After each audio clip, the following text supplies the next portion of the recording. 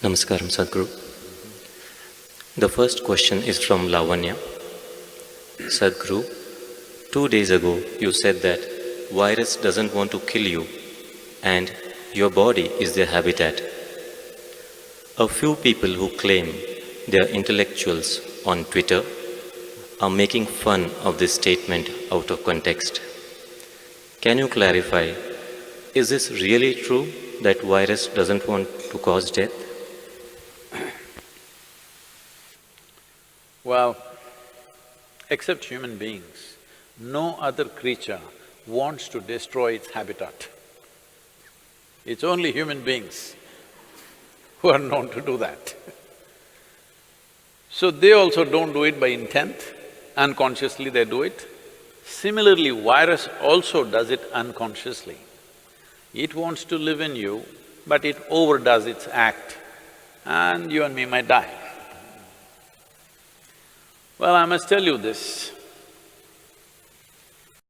I was 17 years of age. By then, I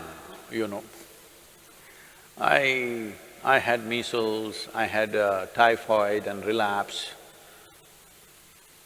I had smallpox, I have proof on my nose. All kinds of things, anything and everything young children or boys can get. But through all this, it never really put me down. Even when I had typhoid relapse, running high temperature, I was still playing games and doing things where the only advantage was you didn't have to go to school.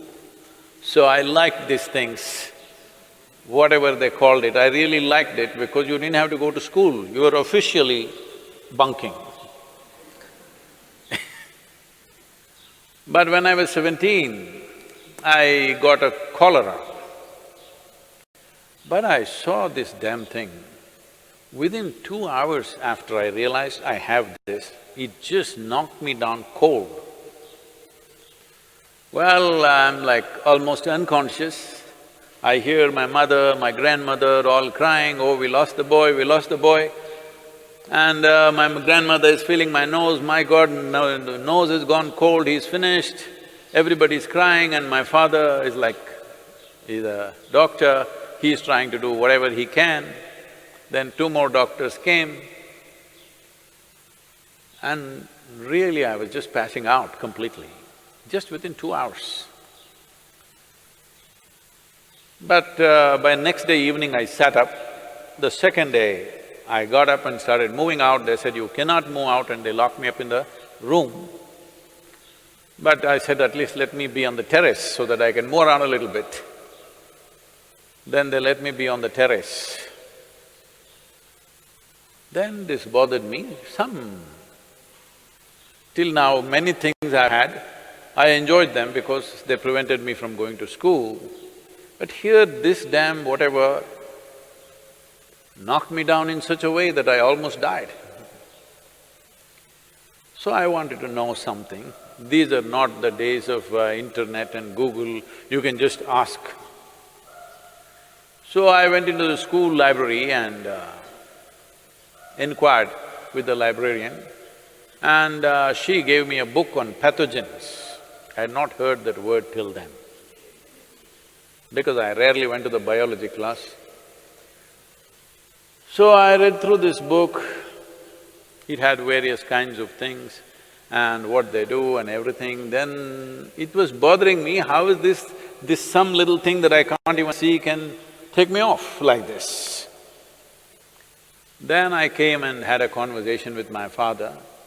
He was an accomplished doctor. And then he explained many things to me and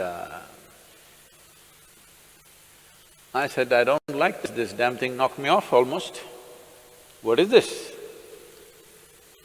Then he was telling me many things about what these things are, that never left me. I even now remember every word that he said and what I read in that book also, because this was experiential challenge for me. It was a life-threatening kind of stuff that happened to me, so I was not fearful, but it was like being beaten in a hockey match or a cricket match, That's the kind of feeling I have. So, what are pathogens? Whether it's bacteria or virus, there are many varieties of them. One thing is, right now, for example, corona, see, it was living in the animals pretty well without killing any of them.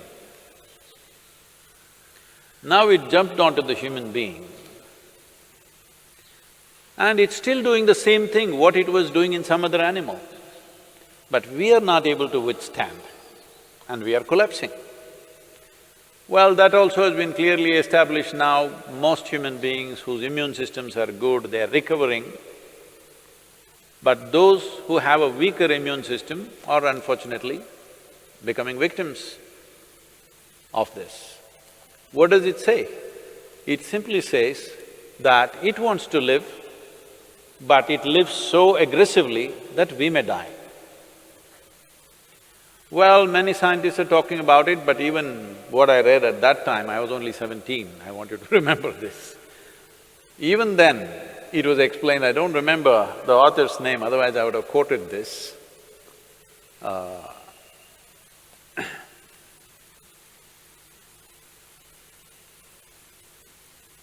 Even then, they clearly explained that most of the viruses and bacteria which enter us, who are within us right now, who are in many ways assisting our life process, not harming us, they were at one time could have been very harmful, but they understand if they live like that, they will destroy their own habitat.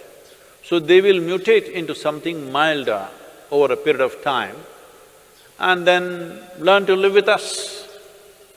They were living with other animals comfortably, other animals survived comfortably with them. They were also… This is the nature of life, that one inside the other, one inside the other, so many life forms, trillions of life forms are all living enmeshed into each other. We are also that. Trillions of bacteria and virus are living in this right now. But like for example, if you do a Manto's test, Indians I'm saying, because right now in the last 3-4 weeks we are looking who is a foreigner, who is an Indian, not because of any racial discrimination, we want to know where they came from. Did they come from Italy or China? Where did they come from? See, now Italy is ahead of China. Very unfortunate situations. But these… like for example, if you do Manto's test for Indians, almost all of us will fail Manto's test. Manto's test is for tuberculosis bacteria. Almost all Indians will fail this test because all of us have substantial amount of tuberculosis bacteria in us, but we don't have tuberculosis as a disease. Well, so they came up with another name, they're calling it primary complex or whatever else that happens in children, but that shows some symptoms. All of us have this bacteria, we will fail the Manto's test, but we have no symptoms of tuberculosis in us because we have learned to live with them, they have learned to live with us. They know if they live too aggressively as we are living on this planet right now, they know they will lose their habitat. So they will mutate themselves to be milder life. So this is not some new rocket science, it's always been there, at least in the last 100 years it's been there. So, these people who claim to be intellectuals, well, it looks like they didn't even go to their pre-university because I was in my pre-university at that time when I read this. It was part of our library, so it must have been probably in the textbook also, but I didn't read the textbook. Maybe these intellectuals did not even get to their pre-university. They think the qualification to be on Twitter is that they must have a bird brain.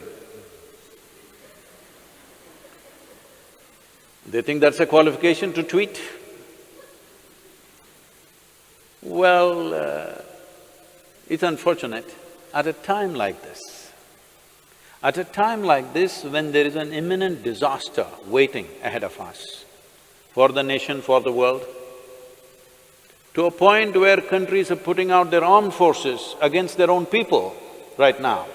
You need to understand how serious that is.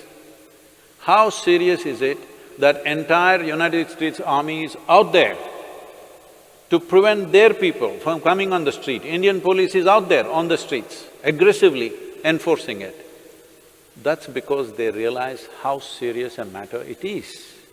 But even at a time like this, these people cannot stand up and do something useful and positive for somebody around them. All they do is just this rubbish. They think they got a doctorate or they became doctors on the Twitter. Avian doctors at least they should become. Well, it's very unfortunate, there is a segment of population which doesn't care what happens to people around them, which doesn't care what happens to the nation, it doesn't care what happens to the rest of the humanity. All they have is their own vitriol, spilling poison all the time. Well, I hope at least the virus will cure them of this poison. Now these few days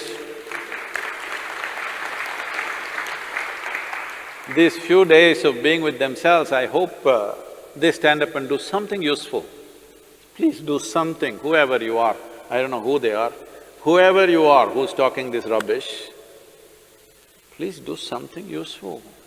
What is this problem? I know what is your problem.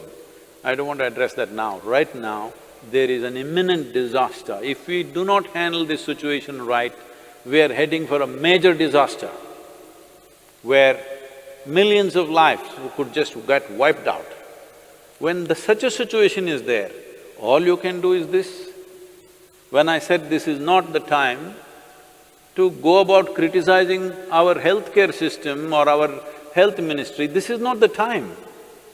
This is the time everybody stands up and does something, whatever little positive things we can do in our lives. Because this is not ordinary time. As a generation of people, we have never faced this kind of a situation. Let people understand this. We have never ever faced this kind of a situation. This is a bigger emergency than the wars you have had in your countries. This is a bigger emergency than anything that you have known. It can pass off without too much disaster if we behave responsibly and do the necessary positive action. This is what I request them also. It doesn't matter even if the size of their brain is that of a bird. Even birds can contribute, I'm saying.